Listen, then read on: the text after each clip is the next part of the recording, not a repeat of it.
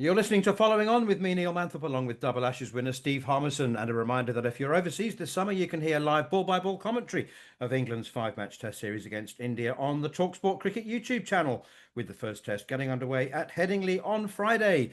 And I'm delighted to say that we're joined live now by South Africa's coach, Shukri Conrad. It's been quite the 48 hours, or has it been 48 hours? In some ways it feels like 48 minutes, and some ways it feels like a week. Shukri, hopefully it hasn't sunk in, because the longer it takes to sink in, the more pleasure and joy you've got to enjoy the moments and the achievement. Yeah, thanks, Neil. Yeah, it's been a hell of a 48 hours, 48 minutes feels like a week.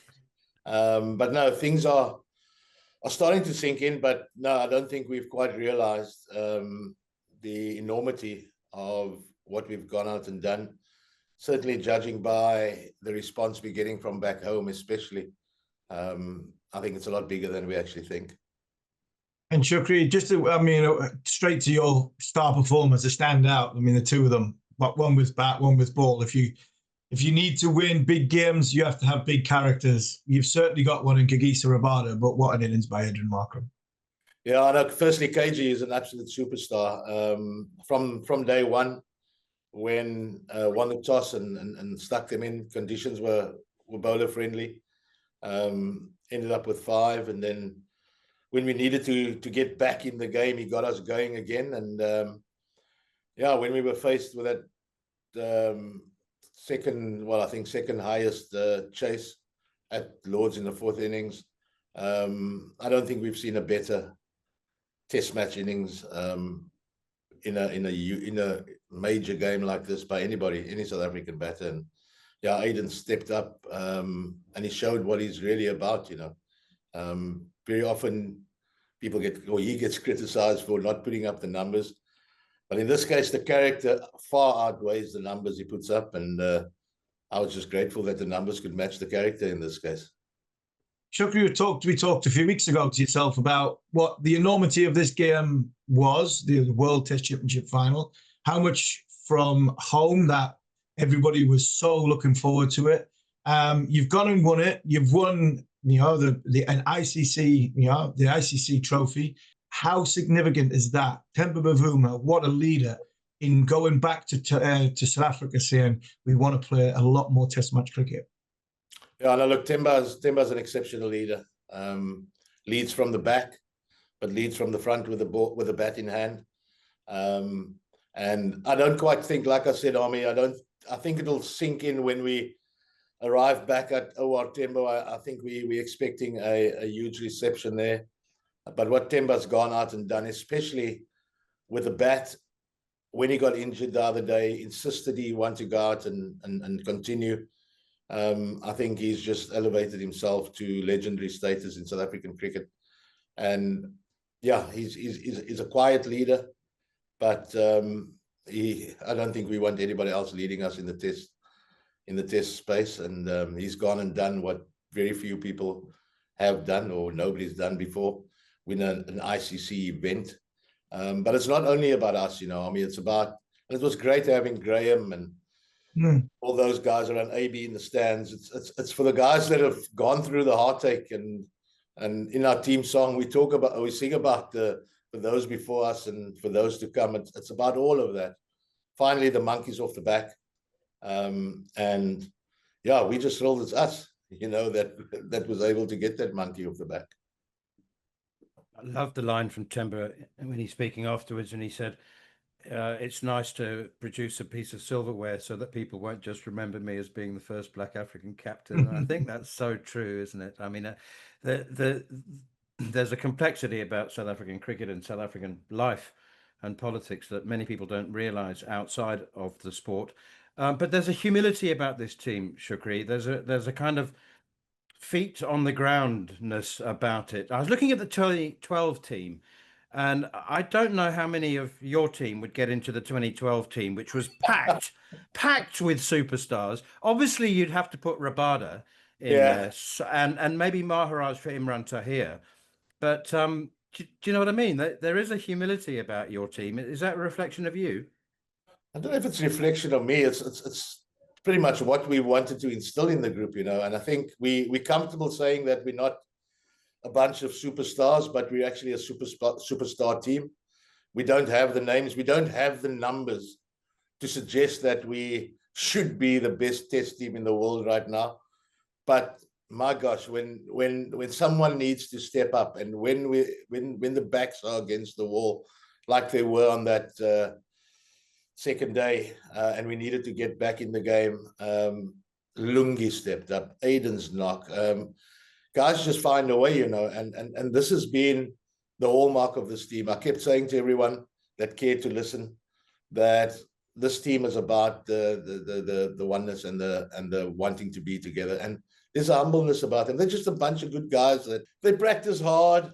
They're partying harder at the minute. They love their golf. They do all sorts of things, but their feet are firmly on the ground. And I think what epitomizes this team, and I actually mentioned it in my rap yesterday, if you can just bear with me, is a guy like Dane Patterson, who 2 fifers back to back, and he's never played another test match, and he might never play another test match. But if you look at Patter's attitude in the change room, in the dugout there, that if anything encapsulates what this team is about, is Dane Patterson's attitude after he got left out taking 2 fifers back to back. Shukri, there's a lot of talk about before, obviously, the test match about South Africa's route to the final. You can't do anything about that. The only thing you can do, if they say they haven't played anybody, is beat Australia in the final, and you did. Is that silencing doubters, or are you just quietly smiling and going, well, we knew we had to play somebody, and we've actually just beaten them? Exactly that, Army. I don't think it's ever about silencing. You know, we've got this, maybe I'm not as quietly confident as they are. I'm a bit more brash. But for me, it's quite simple. Whatever cards you get dealt, it's not actually the hand, you know, it's how you play this hand. And sometimes you gotta bluff, and sometimes you gotta raise without having a decent hand. But you've got to play the hand, and we just get on with it, man. We want to play more test cricket. We want to play 3 and 4 match series against everyone. But currently this is where we're at. But it's never been about silencing the doubters. We know what we're about. I was fairly confident coming into the test match. We knew we had to play exceptionally well. And I always felt our best chance was chasing, believe it or not. And you look forward, what you've got. I know there's no sort of test matches on the horizon at home, but do you, as coach and as a proud sort of cricket lover of the red ball game, go back to your board and say, we need to play more test matches because we've got a tag now, and a tag that nobody else in the world's got, and that's world champions. How do we now play more cricket in the red ball format? Yeah, I think I don't even think it's a conversation, Nami. I think everybody knows that. And now look, we've got a chock-a-block the rest of the year, so I don't think anything can be crammed in. So we do a couple of white ball tours and then go to Pakistan and India, and that's going to be a great challenge for us. Touring the subcontinent against teams that play exceptionally well at home. And then obviously the T20 stuff. But I think it's common knowledge, you know, that we want to play more test cricket. We need to play more test cricket. And the good thing is, or maybe we don't need to speak about it anymore. Our actions are starting to show exactly what needs to happen. Just finally, now that you are all format coach, you know, you can be a bit busier for a start. How difficult or easy is it to plan long term towards, I guess, the 2027 World Cup, primarily hosted by South Africa, and keeping that balance between player freshness, player earning power, that kind of thing? I mean, are you laying out long-term plans for players like a year in advance, 18 months, that kind of thing? Yeah, I think the first one would be obviously the T20 World Cup matters in February. But yeah, to answer your question, it is easier when there's only one coach, because I mean, all I need to do is chat to the players around it, you know.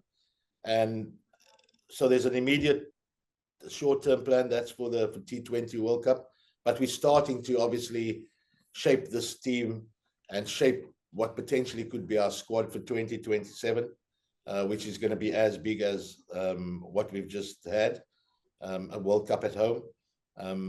And yeah, I think it's easier to do it as the only coach. And yeah, at every turn, at every series, we'll be laying out plans for guys that will probably cover the next 6 to 8 months, and then potentially where and what it will look like in 2027.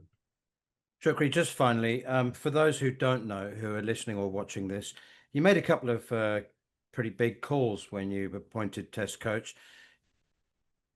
You made Temba Bavuma the captain. You recalled Aidan Markram, who had been dropped. And, you know, you had to stitch together that team to go to New Zealand. You've made some big calls because you've had to, and they've all paid off, haven't they? I mean, I'm not suggesting that you should feel smug, but you could be forgiven for. Yeah, look, maybe I just guess well.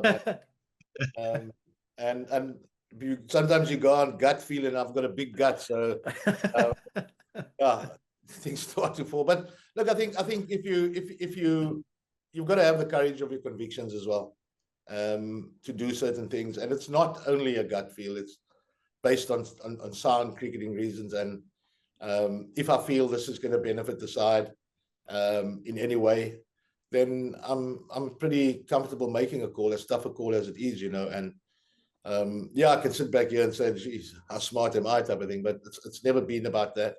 We're going to need to be really clever about how we continually mold this Test team, and then also how we're going to really lay an onslaught on trying to win the T20 World Cup, and then obviously the big one in 2027, and hopefully another Test Championship final. You know, we need to become a superpower in world cricket. South Africa's always been that, and yeah, I think we're on our way there now. You spoke about how much you loved Lords after that final, and the ICC have announced that the next 3 World Test Championship finals will be at Lords. That's all the motivation you need. Gosh, yeah, no, we need to get there, and if we don't make it, I'll come in to watch anyway. So no, I don't think there's a bigger spectacle than this. I've been in cricket for very many years. Some say too long, and I've never experienced anything like this. Yes, it's obviously heightened and better when you win, but my gosh, what an occasion! What a spectacle! It's not the home of cricket for nothing, eh? And that support you had, Shukri, was unreal. I know there was a hell of a lot of English not going to support Australia, but it was there was noise coming through my TV. It sounded an unbelievable atmosphere. It almost felt bigger than support we get when we play back home, Army. And I don't know if the English were there to maybe pry on who they can get to come and play for England. No. No, it was wonderful. We had a few in the commentary box. I tell you, there was a few English commentators weren't born in England in that commentary box. Yeah, no, look, no, it was, yeah, the support we had there from the first morning, and that place has got a special buzz about it. You know, goes from empty, and then just before 10:30, there's this swarm of bees that come in there, and there's a genuine buzz about it. And yeah, the support lifted our guys when the guys felt the energy and they drew a lot of energy from the crowd, you know. And yeah, and I'm sure that going back home, when we play another Test match at home, I'm sure the crowds will start flocking in there as well.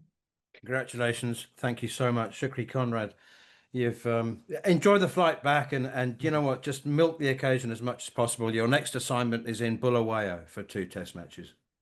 We look forward to that as well. Thanks, Bill. So, South African multi-format coach Shukri Conrad, you're listening to Following On with me, Neil Manthorp, along with Double Ash, Steve Harmison.